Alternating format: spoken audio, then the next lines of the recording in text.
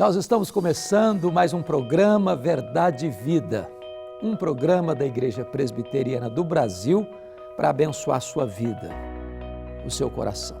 Queremos agradecer carinhosamente a sua audiência, agradecer as outras igrejas irmãs que nos apoiam e nos ajudam divulgando este programa para que ele alcance todas as famílias da nossa vasta e querida nação brasileira. Hoje eu quero tratar de um assunto importantíssimo com você. A igreja precisa de poder. E vamos basear esta mensagem em Atos, capítulo 1, versículo 8. Vamos ouvir a leitura deste texto. Mas recebereis poder ao descer sobre vós o Espírito Santo, e sereis minhas testemunhas, tanto em Jerusalém, como em toda a Judeia e Samaria, e até aos confins da terra. Conforme nós anunciamos, nós vamos tratar deste empolgante assunto. A igreja precisa de poder. O Senhor Jesus Cristo, depois que ressuscitou dentre os mortos, dando a grande comissão aos seus discípulos, disse lá em Lucas 24:49, permanecei na cidade até que do alto sejais revestidos de poder. Deveria ser uma espera obediente, permanecei na cidade. Deveria ser uma espera perseverante, permanecei na cidade até que. Deveria ser uma espera com expectativa de poder, até que do alto sejais revestidos de poder. Esta espera não era apenas uma espera de braços cruzados. Estes discípulos entenderam isso. E lá em Atos 1:14 diz que todos perseveraram unânimes em oração.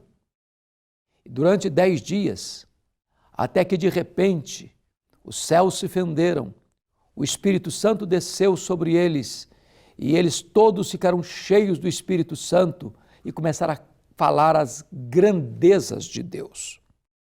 É claro que Jesus retoma este assunto no livro de Atos dos Apóstolos, dizendo para os seus discípulos que eles receberiam a promessa do Pai e eles seriam batizados com o Espírito Santo.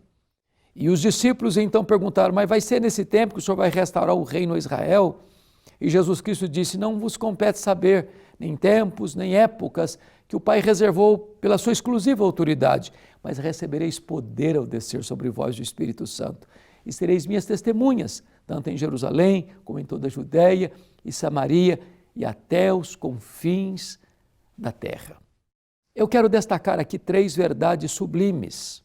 Primeiro, a fonte desse poder. Mas recebereis poder ao descer sobre vós o Espírito Santo. O poder da igreja não é financeiro. O poder da igreja não é a sua pujança.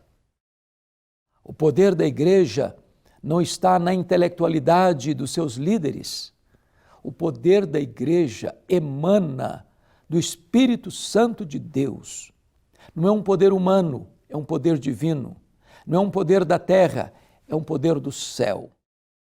A igreja precisa do poder, mas do poder do Espírito Santo de Deus. Talvez você pergunte, mas poder para quê? Primeiro, poder para sair da especulação teológica para o campo da ação missionária. Os discípulos queriam discutir com Jesus tempos e épocas, mas Jesus não. Vocês vão receber poder para fazer a obra e não para discutir a obra. Hoje muitos crentes, muitos líderes, muitas igrejas gastam muita energia discutindo e discutindo e discutindo. Às vezes até brigando umas com as outras, até acusando e machucando umas às outras.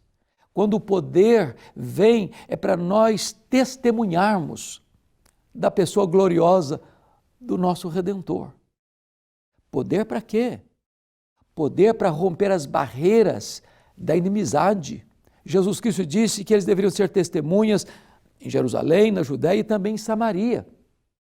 Havia uma inimizade histórica, muros altíssimos de separação entre judeus e samaritanos. Mas quando a igreja é revestida com poder, os muros são quebrados, as inimizades são desfeitas, as pontes de reconciliação são construídas e há então a transformação do poder do Evangelho na vida das pessoas. É por isso que eu gostaria então de tratar com você do segundo ponto desta mensagem. Primeiro, a fonte desse poder. Segundo, o propósito deste poder.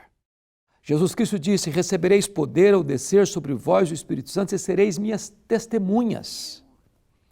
A igreja não pode testemunhar com eficácia a não ser que ela seja revestida com o poder do Espírito Santo. John Stott disse com muita razão: antes de Jesus enviar a igreja ao mundo, ele enviou o Espírito Santo à igreja. E esta ordem, ainda hoje, não pode ser invertida. Não há poder para a igreja pregar o Evangelho com frutos abundantes sem o poder do Espírito Santo. Nós precisamos deste revestimento do poder do Espírito Santo para que os crentes se levantem, para que haja testemunho vibrante, para que os corações se quebrantem e para que conversões genuínas aconteçam. Mas há uma terceira verdade que Jesus nos ensina. Primeiro, a fonte desse poder. O Espírito Santo é essa fonte. Segundo, o propósito desse poder, para que a igreja testemunhe. Terceiro, a extensão desse poder. E Jesus Cristo disse: sereis minhas testemunhas, tanto em Jerusalém, como em toda a Judéia e Samaria e até os confins da terra. Perceba você que Jesus não disse primeiro em Jerusalém, depois na Judéia, em seguida em Samaria e então até os confins da terra. Não é isso que Jesus está estabelecendo. A igreja precisa testemunhar aqui, ali e além fronteiras ao mesmo tempo. A igreja precisa entender que o seu campo é o mundo. A igreja não pode apenas olhar para ela mesma, apacentar ela mesma, cuidar dela mesma. A igreja que não é missionária vira um campo missionário. Se ela não é uma agência missionária, ela vira um campo missionário. A igreja que não evangeliza precisa ser evangelizada. É por isso que a igreja precisa ser despertada para levantar os seus olhos e ver que os campos já estão brancos para a ceifa. A melhor dieta para uma igreja doente é uma dieta missionária. Uma igreja que está comprometida com a obra missionária aqui, ali e além fronteiras, uma igreja que é oxigenada pelo poder do Espírito Santo. E esta igreja se torna uma igreja viva, dinâmica e operosa.